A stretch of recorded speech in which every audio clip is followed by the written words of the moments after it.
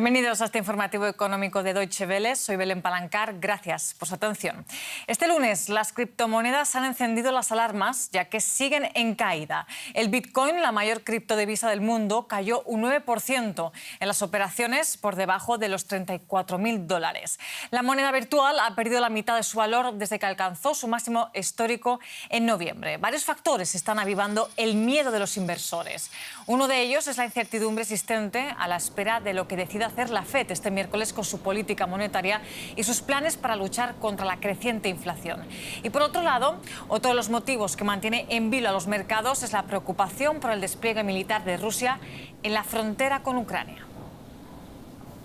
Conectamos con Ana Nieto, analista financiera en Nueva York, que se une a nuestro equipo de DW. Bienvenida, Ana, un placer tenerte con nosotros. Analizamos, por tanto, Ana, la situación de las criptomonedas. En primer lugar, ¿se desinflan los ánimos en el mundo de estas divisas? Se desinflan los ánimos en el mundo de las criptomonedas, en los valores tecnológicos y, en general, en todas las empresas que han tenido altas valoraciones durante la pandemia. En el caso de las criptomonedas, lo que ocurre es que se están sincronizando sus vaivenes en bolsa con los vaivenes de los valores de alto riesgo. Y cuando los inversores se retraen, cripto se retrae. Es algo que está ocurriendo desde noviembre, pero se está acelerando en las últimas semanas. La semana ha empezado muy mal en bolsa y parece que se va a encadenar con las pérdidas de la semana anterior. El motivo principal, como dices, es la Reserva Federal, sobre todo por la Reserva Federal, porque está luchando para que no suba más la inflación de lo que está ya en niveles del 7% interanual. En ese caso, esta semana se espera que la Reserva Federal empiece a quitar los apoyos para la economía del país, que encarezca el precio del dinero con una progresiva subida de tasas de interés. Y esto va a hacer que no solamente los consumidores nos replanteemos nuestras estrategias de compra, sino también los inversores. Está por ver que los ánimos sigan bajos para las criptomonedas en el largo plazo porque hay mucho interés por esta inversión. Y Ana, ¿cómo afecta este retroceso de criptomonedas a El Salvador? Un país que, recordemos, optó el pasado septiembre por aceptar el Bitcoin como divisa legal. Bueno, pues el presidente de El Salvador es una de esas personas que dice que va a aprovechar todas las caídas que haya en criptomoneda para comprar más, para hacerse con más. De hecho, hay informes que apuntan a que la semana pasada, cuando ya empezó un retroceso grave de estas monedas, que él compró unas 410 unidades de Bitcoin a un precio de unos $15 millones. Es decir, que mantiene el optimismo en las criptomonedas y en las medidas que puso en marcha el pasado septiembre para que Bitcoin fuera medio de pago, incluso para pagar impuestos dentro del país. El Fondo Monetario Internacional, por su parte, sin embargo, teme que las economías dolarizadas, con deuda dolarizada como la de El Salvador, se vean en aprietos cuando empiecen las tasas de interés a subir por parte de la Reserva Federal. Hay que recordar que El Salvador tiene este tipo de deuda y que además el coste de asegurar la deuda se ha disparado en los últimos meses. Es la segunda de América Latina con este coste más alto. El Fondo Monetario Internacional ya le dijo a Bukele que se repensara esta medida de aceptar la Bitcoin como medio de pago por su alto riesgo. Gracias, Ana Nieto, por este análisis. Muchísimas gracias, Belén. Vamos con otro asunto del día. Su empeño por hacer frente al segundo año de la pandemia, las economías más grandes de Latinoamérica cerraron 2021 con un alza de precios mayor a la esperada. La Comisión Económica para América Latina y el Caribe, la CEPAL, reportó una inflación general de 7,2% para la región, sin contar los países con inflación crónica como Argentina, Haití o Venezuela. Según cálculos de este organismo de la ONU, la economía de la región creció un 6,2% en 2021 y este año estará marcado por las asimetrías entre países y una desaceleración provocada por la incertidumbre. Para comentar estos datos nos vamos a México con el economista Juan Carlos Moreno Brit, profesor de Economía de la UNAM. Gracias, profesor Moreno Brit, por estar con DW.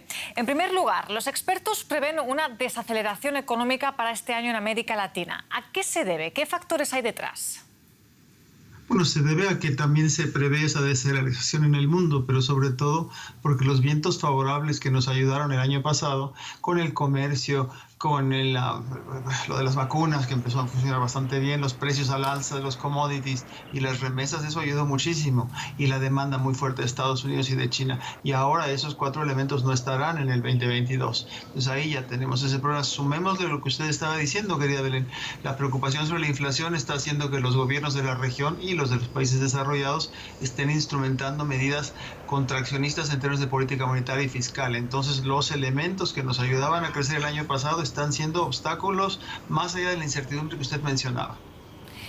Como decíamos, profesor, mantener la inflación a raya es una de las dificultades a las que se enfrentan gobiernos de Latinoamérica y del resto del mundo. ¿Cree usted que esta va a ser una tendencia temporal o vamos a seguir viendo el alza de precios en 2022?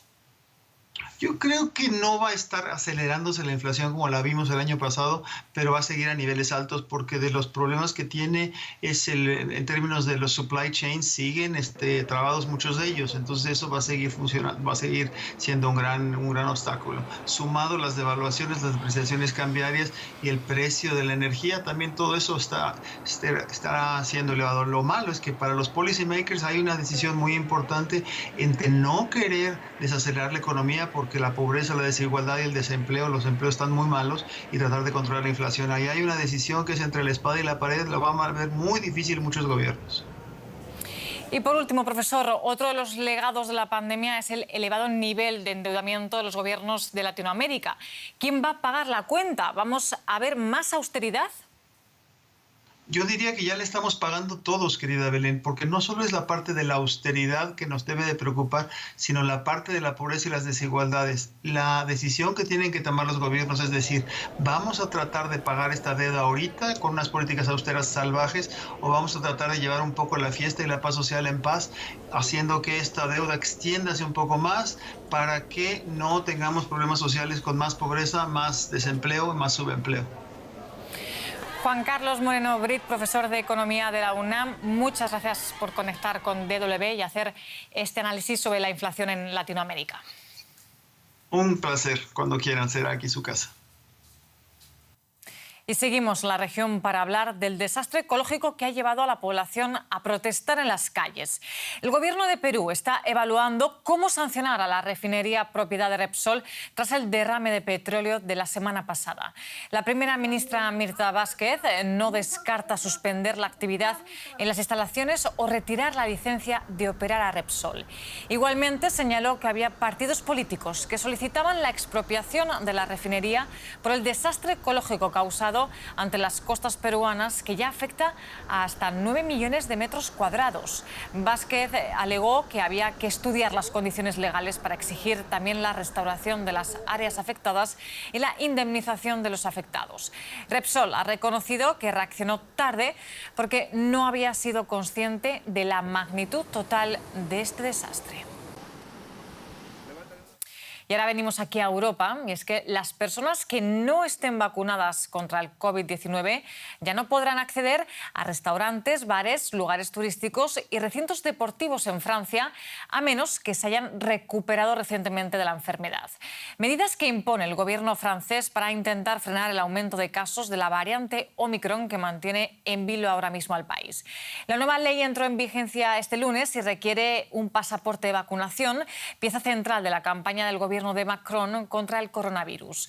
Un cerco a los no vacunados, criticado por muchos comerciantes, quienes ven peligrar sus negocios al tener que restringir la entrada a quienes decidan no ponerse la vacuna. Alain Fontaine instruye a su personal sobre cómo servir el caldo de vieiras a los clientes de su restaurante y sobre la forma de proceder en caso de que alguno de ellos presente una tarjeta de vacunación que parezca falsa. Una responsabilidad que quisiera no tener. Da un poder extraordinario a una parte de la población para controlar a otra parte de la población. Y eso no está bien.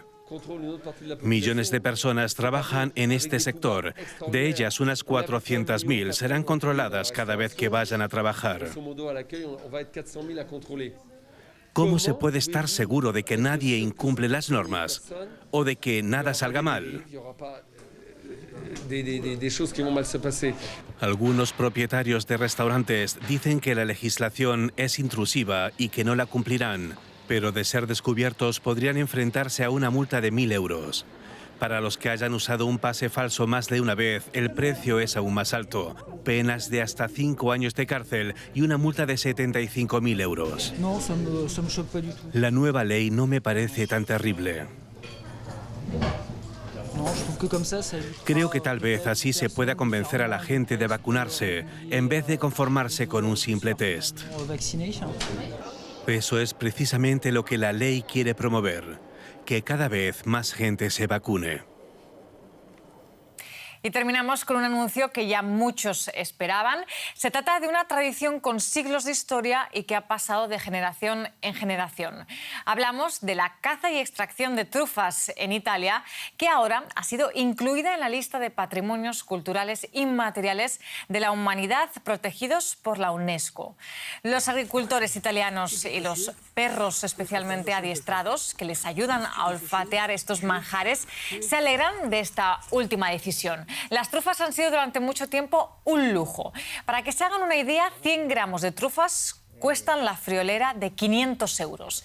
Eso sí, los agricultores advierten que el cambio climático y la falta de mantenimiento de los bosques donde crecen estas frutas están reduciendo las cosechas. Pues así terminamos este informativo económico, pero ya saben que esperamos todos sus comentarios o sugerencias a través de nuestras redes sociales como YouTube y Twitter. Nosotros volvemos en un rato con mucha más actualidad. Ahora les invito a seguir con DW, que tiene mucha más programación para ustedes. Gracias por estar ahí.